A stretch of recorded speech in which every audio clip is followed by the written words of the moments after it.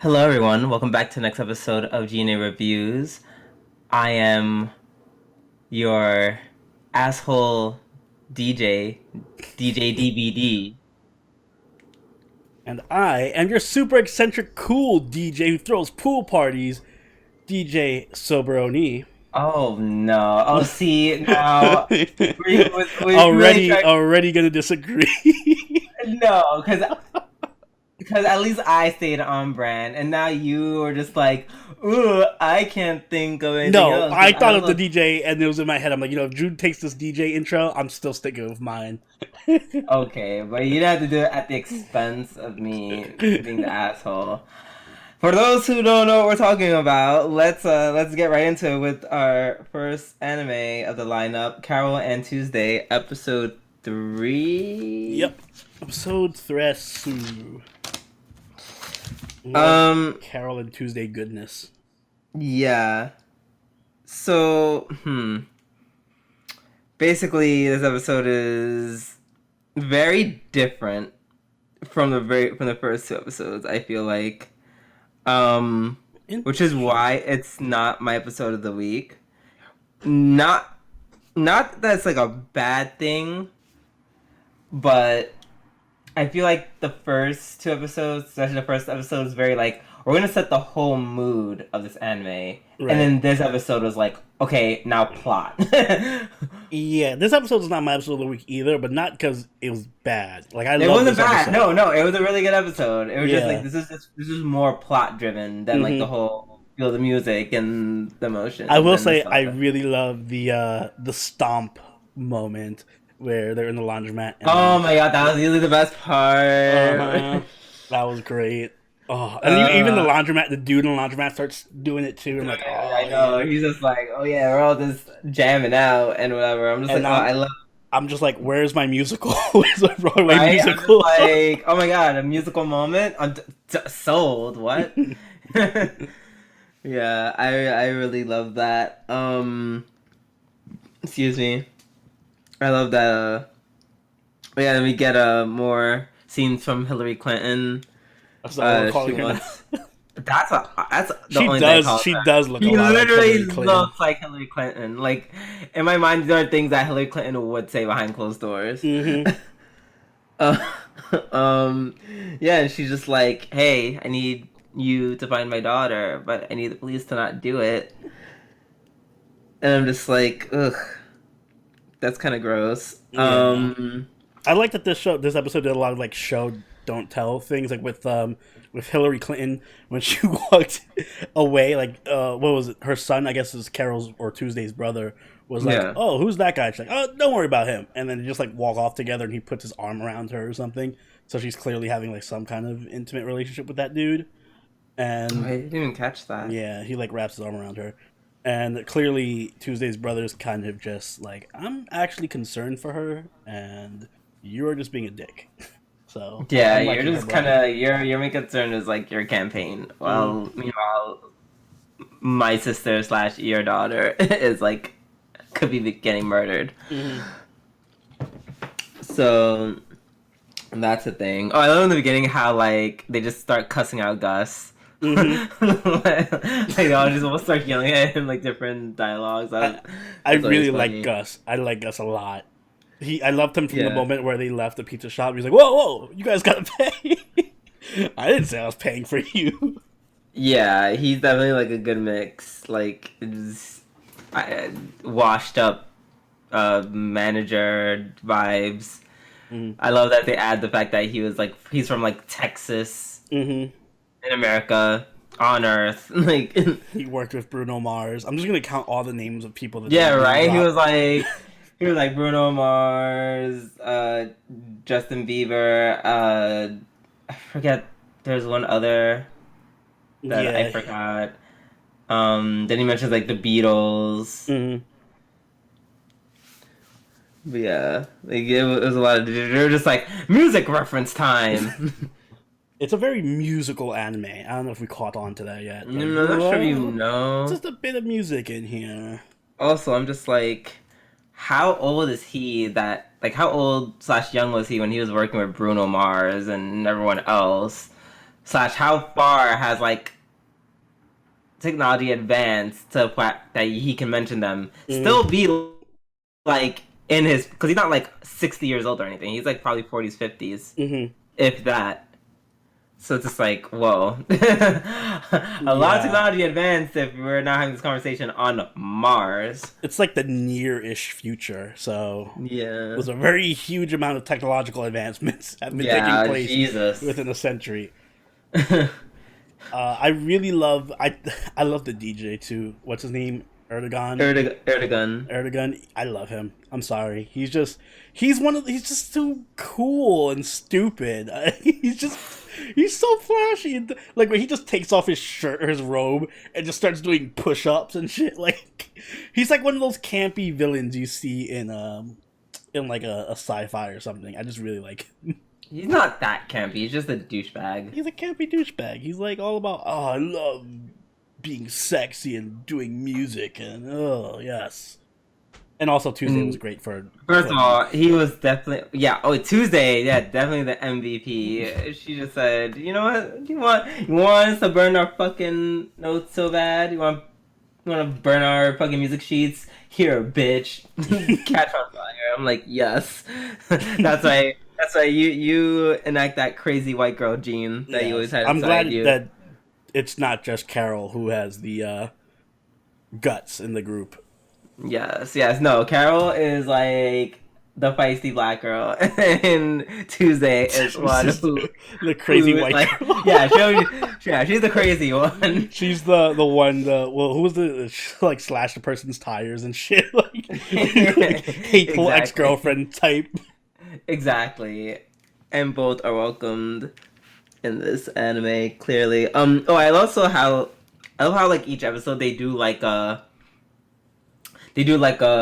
Carole Tuesday versus Angela thing. Because first they showed Carole and Tuesday doing their quote unquote voice coaching, where the fuck that was, and I'm like, that's like the only time it actually was worse than Angela's. Yeah, they're like in like a pseudo cult.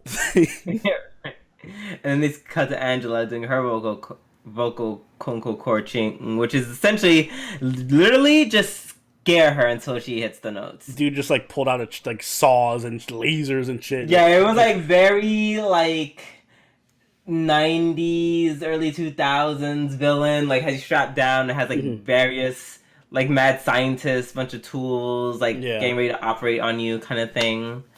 I love that scene. I also like that we got some insight into Angela's mom, like her agent. It's her mom and her agent.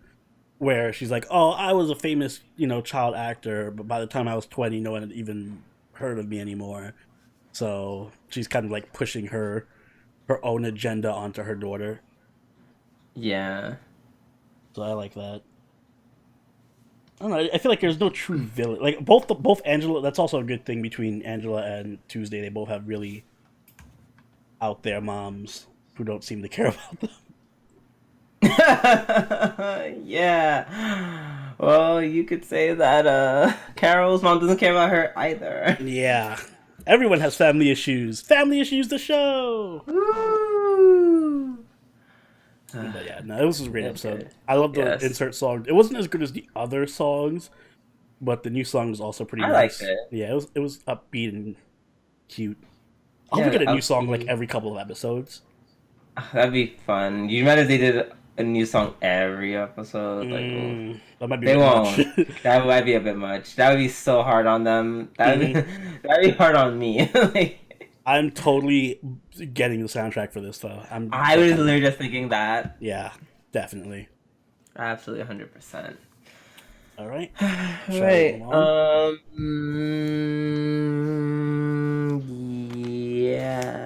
Yes, we shall. Then we shall move on. Wait. What?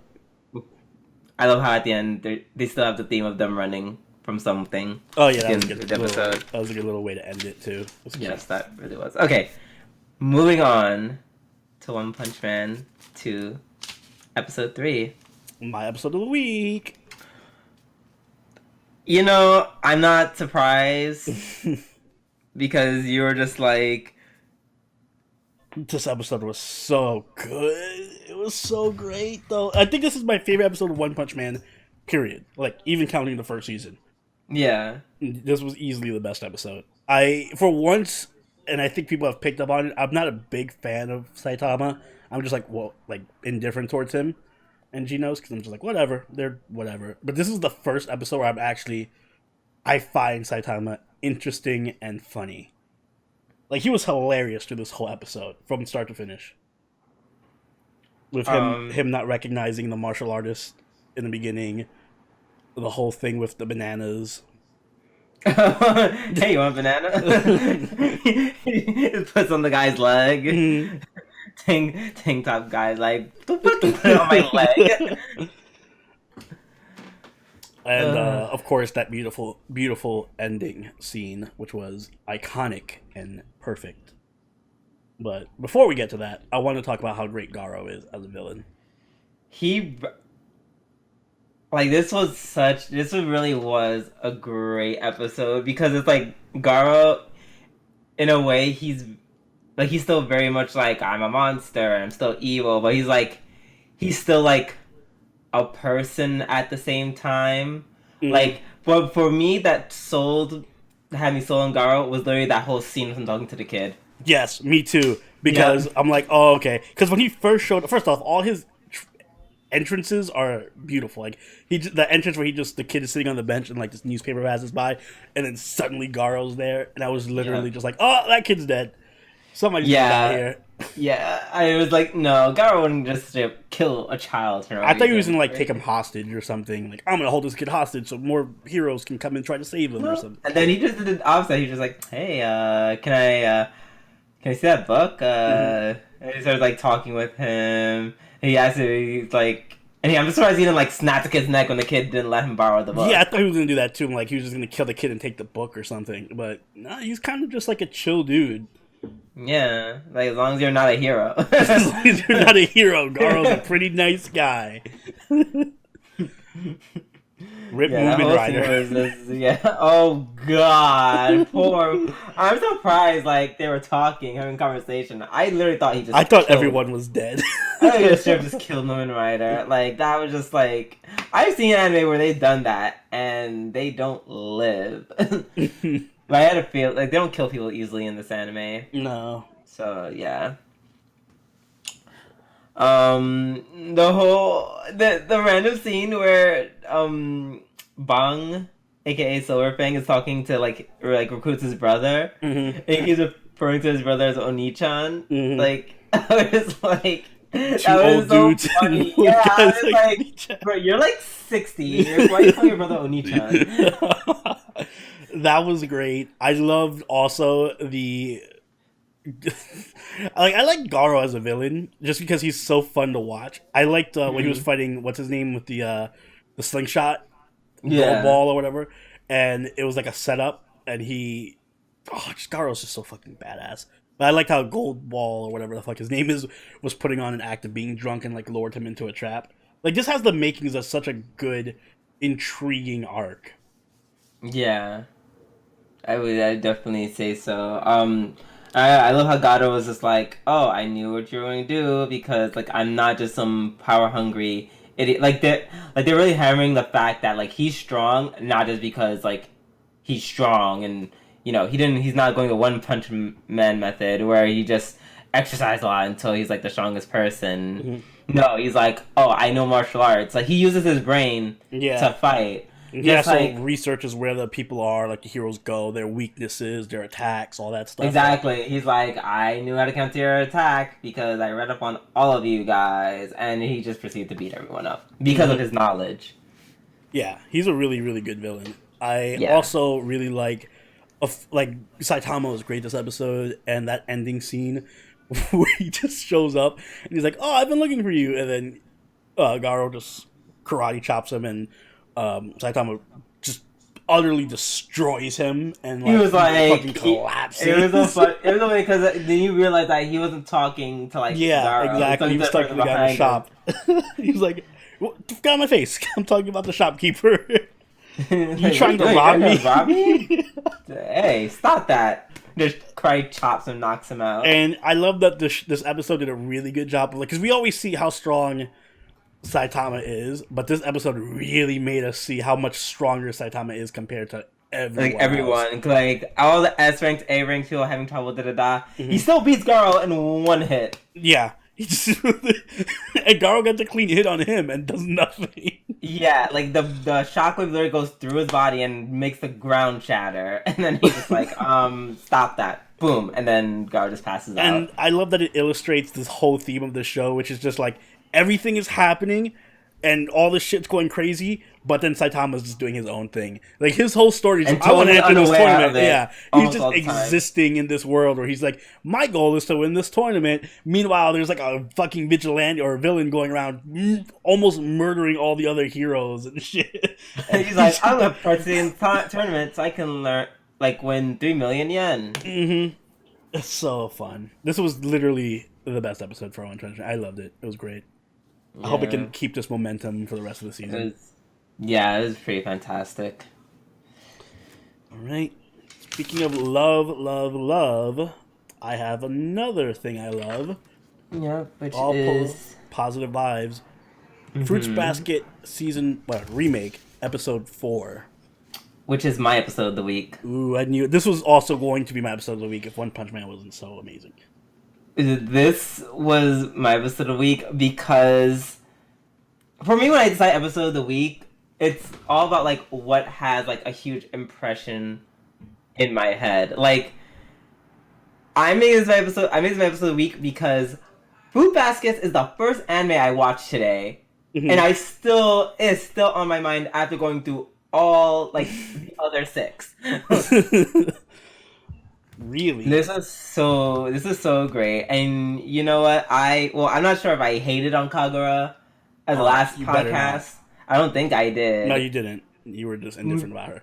I was indifferent because she just came up. But no, absolutely love her. Oh my god. She's so amazing. Oh my god. I love Kagura. I was entertained throughout the entire episode. Literally from start to finish.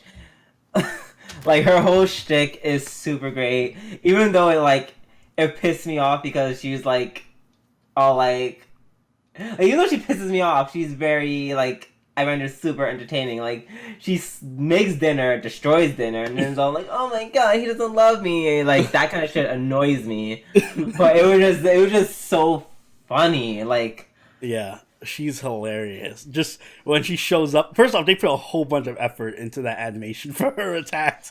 Like in the background after she throws Kyo through like the door and shit, and she just like starts spitting him and throws him and kicks him and like does combos on him and shit. Like, that you know what the scene that clinched it for me. That was just like, oh, this is my episode of the week, probably. Which one? It was literally that whole scene of when she's leaving.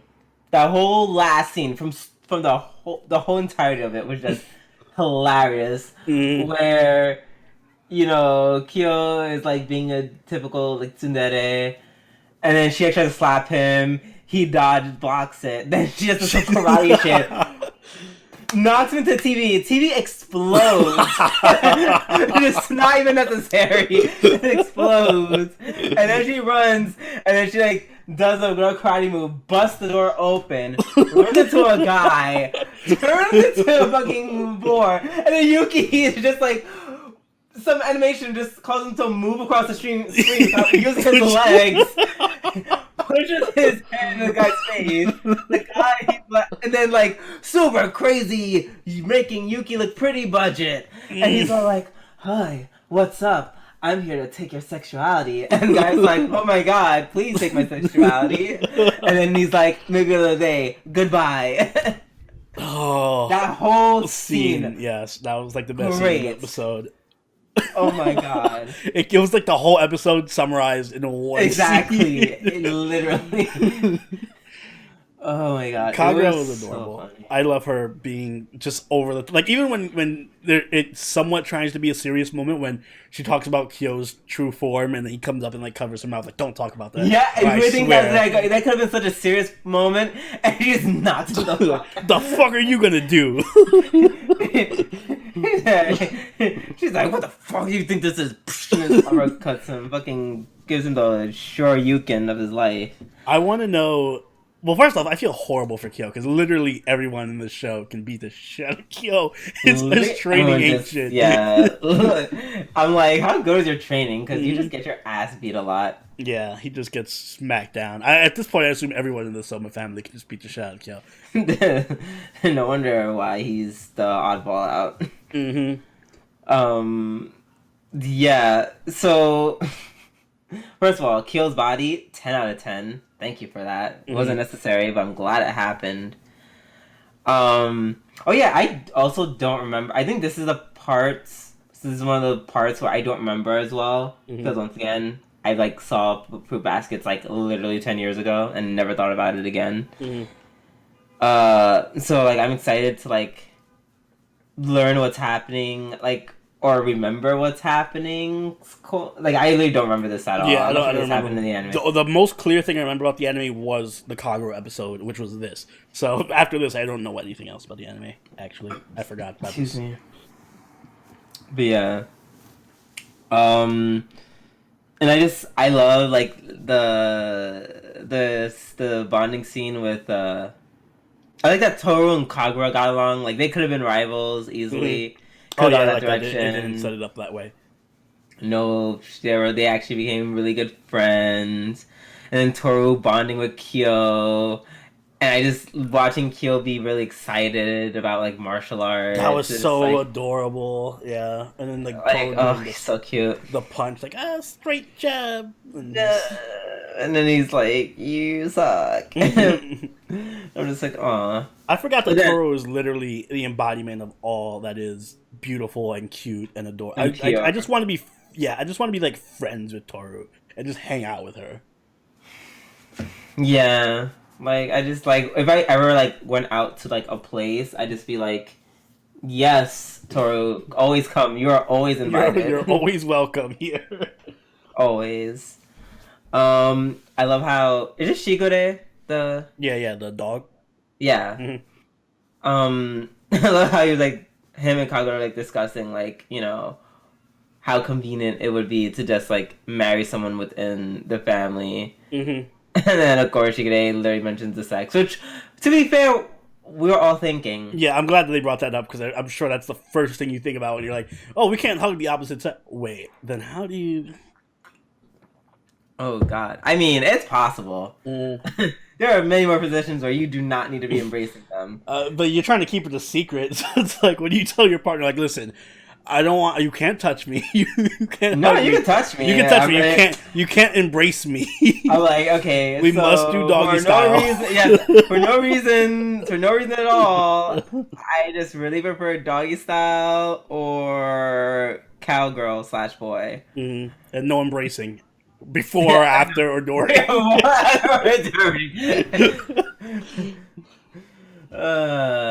I have a question. Does a back hug count as a hug? I think so, because Toru hugged Yuki from the back before, and he transformed. Okay, but if Yuki hugs Toru from the back? I don't think it go. It might work then, because I think if the guy initiates it, or the woman, like if the cursed person initiates it, I think it doesn't count. Maybe. That's a good question. Yes, I hope they answer this. Yeah, we're trying to find out. Research. Yes. Okay. Fruits Basket is back with a vengeance. Definitely so. Next up we have Senko-san, episode dos. Tres? I don't know why I put 2. That's weird. Episode 3. Oh god, I don't remember episode 2, to be honest. Nothing really happened in episode Exactly, nothing it did. So, and even this anime, which I'm just gonna put it out there, this is definitely my least favorite anime of all the anime airing, just in general. However, this episode, I also enjoyed this for what it was. I think it's because there was another character in it. Like, there's more to it when there's other characters. Like, my favorite part of this episode was when the neighbor showed up. That was it. Like, I didn't care too much about the part where they were shopping together. It was cute, but the best part was the neighbor showing up. Yeah, I would say that was the best part. she I love how like she just bought everything. Like she was just like, I'm so hungry. I'll believe anything you say. Just feed me. And that's what happened. And her silence was bought with food. Very good food. I love how we're just accepting that Senko's disguise is going to be... First of all, her disguise is just like a hat and like an overcoat. Whatever. Yeah, like I'm like anyone with like literally 20/20 vision could just be like, huh, you clearly hiding something big under there. Mm-hmm. Like, let's put it this way. She couldn't go like that throughout New York City. Mm-hmm. Like, she would be detained in like a hot minute by like some terror squad. The bomb squad shows up. Yeah, exactly. They just come and snatch her away and never see Senko again. But that was her disguise isn't that great. But I like how we're just going like, oh, she's just cosplaying, constantly in character, and there just happens to be a magical girl, whatever, that just looks like her. I love how also the main guy, oh god, what was his name? Kuroto. Mm-hmm. He's like trying to, think of ways that he can explain to people why they're living together. And she's like, "Oh wait, I can't just be your wife, mother." And I'm like, that's worse. What? I am his wife and his mother. No further explanation needed. I'm his wife, mother, and I'm just like, no, that sounds really weird. And she literally kept insisting on that title. She's like, "Oh, what's wrong if I'm a wife mother?" And he's like, "Yes." I have 100 problems with wife mother. Wife mother. Yikes. I'm hoping that we get the rest of the cast. Yeah, I'm really looking forward to the White Fox showing up at some point. Hopefully next week. You're really looking forward to her. I am. She better not disappoint me. As each week passes, my anticipation grows. I'm sure she'll be, because we have all these like very like okay but pretty tame characters. So you need that one that's like over the top. Mm-hmm. I need someone here causing trouble, like breaking down barriers and just making a wreck of this whole show. I hope it's her. God. That's a violent way to put it, yes. But alright. Let's move on to Benkyou got Dekinai episode 3. 4. Really? Yep. Why do I keep putting the old episodes for all of them? This is weird. I'm not liking this. I'm not having fun, guys. This episode made me... I finally don't totally dislike Fumino. Oh. She's still very much in third place, but... Yeah, no, she's definitely in third place, but she's more likable after this, I think. Yeah, it's only because, like, I felt her in my heart and soul when she was talking about how she wanted to lose weight. I was like, oh, I feel that so bad. I felt it when she was like trying to concentrate on studying, and then every day just random bullshit like, hey, we have a cake here. Oh, look at this. I love how they just like went over the top and they're like, oh, my sister just made a wedding cake. Like, I'm like, why? Who makes a wedding cake for fun? I brought some eel and rice. Okay. That's how I feel every time I'm trying to not eat lunch for a day. And I'm just like, all right, but why does everyone else have, like, the best thing ever for lunch right now? Well, they're walking out, hey, we're just walking by. Do you want some eel udon? Let me tell you, if I was on a diet, I would be like, oh, okay, diet suspended for this time. Yeah. I'm like, eel udon? Like, nope, I must eat it. I really like how they gave each girl, like, a third of the episode dedicated to them. Mm-hmm. Fumino, ironically, still... I still think I like Fumino's the least out of the 3 parts. I don't know, but Uraka's was pretty close to... Definitely, Rizu's was the best. Rizu's was the best, yes, we can agree on that. Mm. Even though it really didn't have anything to do with Rizu, to be honest. It had nothing to do with her. It had another character that's also amazing that shows up. I know, like, who easily might just I'm gonna take over third place. Sorry, at this Fumino. rate. This girl who's not Damn. even in the harem is taking third place right now. But I don't know.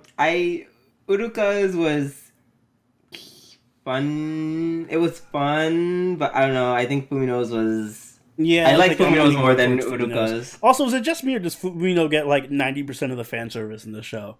Like anytime there is fan service, Fumino. I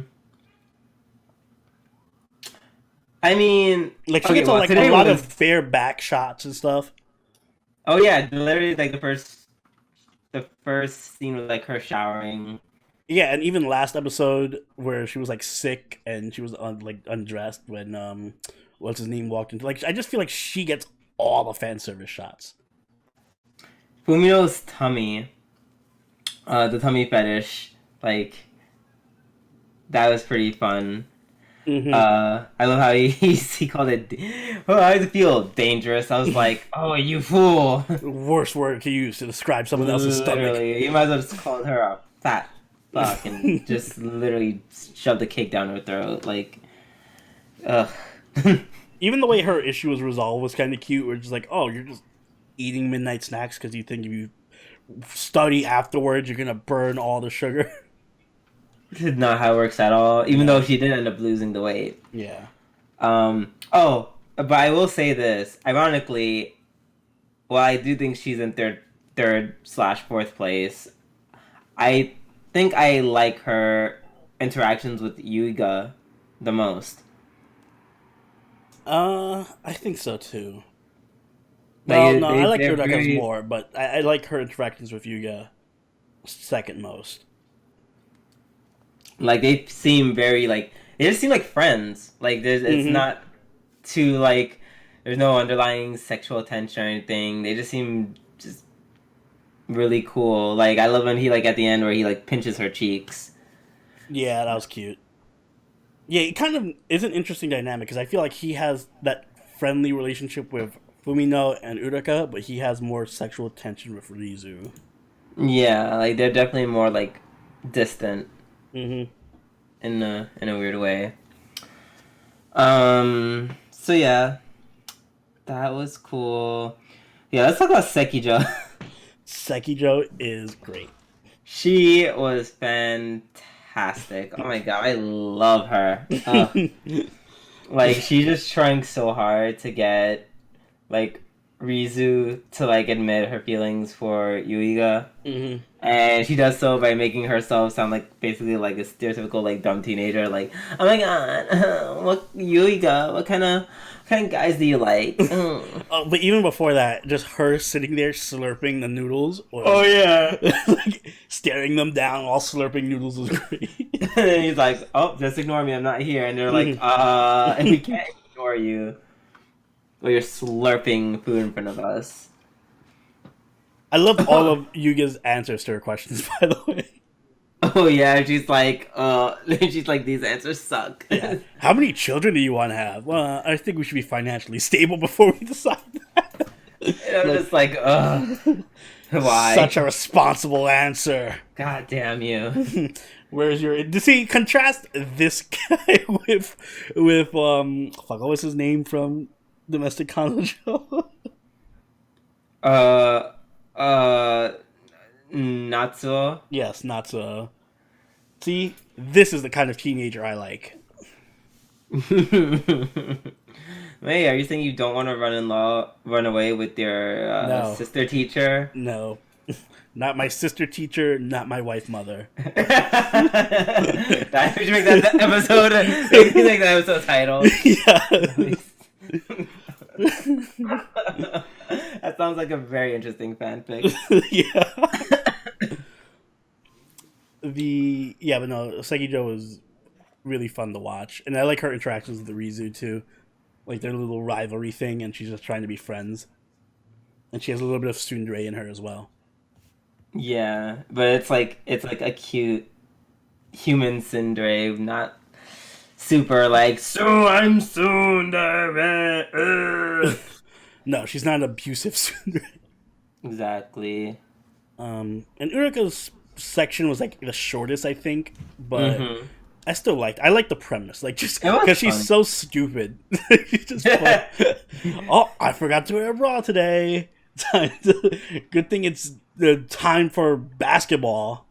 Right. And I love how like in her mind where he says, "Oh, you really shine when you're like playing." He's like, "Oh, you're so great. You're so brave. I love you." Like, she's like, "That's totally what he said to me. Yeah. Time to do my best." Oh god, yeah, it was fun. It was a fun episode. I like this one more than probably the other ones. I think this might be my favorite of this season for the show. Did my favorite episode?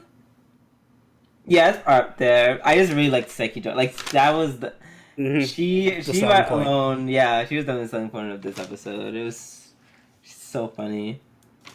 Speaking of strong selling points, let us talk about finally Attack on Titan / Shingeki no Kyojin 3 Part 2. Oh Lord, about Episode time. 1.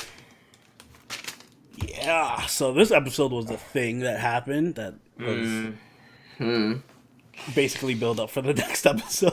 I know your next episode is about to be crazy, but this is a good episode too. I was actually worried because I was like, oh my god, please don't let this be like a flashback type of like slow build up episode, because that was what I was really afraid of. But no, they just kind of really hit it off. They were just like, let's do the operation. Get the operation done. Them scouting the walls. I like how Armin is now kind of like a pseudo commander, like he's ordering people around and stuff. That's really good. Yeah, that's really cool because they're realizing like, hey, he's kind of smart. We should listen to him. Yeah, that was fantastic. And of course, any episode that Erwin, it's not Erwin. What's his name? Arwen. No. Armin. Aaron. Oh wait, God, there's so many Arwen. Yes. Oh yeah, no, that's Aaron. Yes, Sorry. Aaron. Any episode where Aaron is not obnoxious and annoying, it was a great episode for me. Yeah. And he was didn't have much screen time this episode. He didn't, but and then when he did, he wasn't like obnoxious. He was just like, I'm scared of stuff happening. And then Armin's like, I'm also scared of stuff happening. But like, let's do it. Let's be scared together. Essentially. Obviously the big draw of this episode was the last 2 or 3 minutes with them just checking the walls and what's his name? We're back in this place where I have to remember everyone's name. It's been so long since the last time. Who? Reiner. Oh yeah. Where the guy's like, "Hey, I think I found something," and then Reiner's like, "Here's behind door number 1." You win a free stab through the heart. That was awful. I felt so bad for him. I'm like, damn, do you have to die just because you did your job? Ugh. And then Levi was being super fucking. Oh my god! Levi was like, "No, I'm killing you." He was like, "No, you have to die." He like stabbed Reiner through the face, if he had trying to slit his throat. If he had more arms, there would have been more knives going through him. He would have been a shish kebab. But apparently, you could survive that though. I guess if you're a Titan. Well, the thing is, he got stabbed through like the chest and through like the neck. But I thought if you were in human form, you're still human. I don't know. Yeah, he got stabbed while he was human. I can't pretend like to know like how that works. Like maybe he was in the middle of transforming when he got stabbed. Probably. Either way, he transformed, and now we're gonna have this giant ass showdown between everybody. So a couple of things that I actually learned from this. One, we know that the wall of Maria attempt to take back failed. Because I'm pretty sure they literally say it in like the opening monologue. Yeah. So it wasn't a success. So there's probably gonna be a lot of dead people. Secondly, there's like a lot of human / Titan transformers. Like they all transformed. Yeah. The whole wall, a whole line of people just all transforming at once. The Titans. So, yeah, that was what they did. Okay, so it wasn't just, like, Titans there. They were humans that transformed. Like, that light that you see when someone transforms, they were just literally scores of them just happened. So they have like this whole federation of They have like a whole Titans. army. Yeah. Yeah. Gorilla Titan was there throwing boulders like artillery, which is I honestly don't see how this is gonna work out for the human side. Like Eren is good. I think he'll fight the armored Titan and probably win, but that's just one. that's like how we're gonna kill Gorilla Titan? How are we gonna kill also the whole army of Titans who are actually able to like move and stuff. Like they're actually conscious. I feel like this is the Game of Thrones right now. Oh my god! Like we're about to fight this army of White Walkers / AKA the army of Titans that are at the wall right now. Mm-hmm. And there's gonna be like 2 or 3 episodes of carnage, hopefully. Yeah. Shit is crazy. Shit is going down. Alright, speaking of shit going down, we also have our final show of the week, Tate no Yuusha, episode 16. Shit. Yeah, this episode is actually all over the place. Yeah, it definitely did not go in the direction I thought it was going to go when I started it. Yep, and definitely didn't end where I thought it was going to end either. So yeah, we continue with them fighting the random ass dinosaur that showed up. Yes. When he gets assistance from the, I just want to call them chocobos, Folio Queen, who is voiced by Umu, if you couldn't tell from the very Nero-esque voice that she used. Oh, I mean, now that you mention it, yeah. Mm-hmm. It was a very cool fight. There's big giant monsters fighting each other, and then she's just like, did she like kick the dragon? She like kicked it, but she also had like the shield that was stronger than Fumi's shield. It's apparently folios are just super fucking OP in this world. Well, the queen is, but even Vito is pretty damn like I'd put her above Raptalia. She's strong. Well, yeah, she is stronger than Raptalia, but that's because she's being as Artoria, aka Vittoria, the Artoria of the birds. Mm. As she said it, she was like she's being raised by the shield hero. So apparently that makes a difference. Yeah. As to why she's like all big and fat and fluffy. Also, how did Vittoria kill the dragon, the dinosaur again? She like kicked it, and then she rushed it and like split it into pieces with like. Oh yeah, no, she did some supersonic strike, and it just exploded everywhere. Yeah, gotcha. Mm-hmm. Gotcha. Folios don't fuck around. They're very violent. They really are. She actually starts warning Naofumi about like using his rage shield and like the habit of like collecting materials and putting them to his shield. She's just like, "Hey, you shouldn't be doing that. It's not power you should be using." And he's like, "Bitch, I have to live." I kind of like that though, because I was also kind of like, "Are you just gonna absorb everything you see?" And she has this tone of like, I was just imagining him like talking to a child and be like, "Hey, don't put that in your mouth. Don't put everything you see in your mouth. Like, it's something dangerous." And he's just like, I want to live. So, meh. So I feel like that may be a little bit of foreshadowing of when that might eventually come back to, like, bite him in the ass. Definitely. You don't get that kind of power for free. Yeah. I love how, wait, I wrote the words KFC farm for some reason. I feel like they use that in the subs. KFC farm. Like they actually put the words KFC farm. I do not recall. I think when they were trying. I think when Naofumi was like trying to feed all the filials, the filials, chocobos. Yeah, the chocobos. I don't. Yeah, I don't recall that though.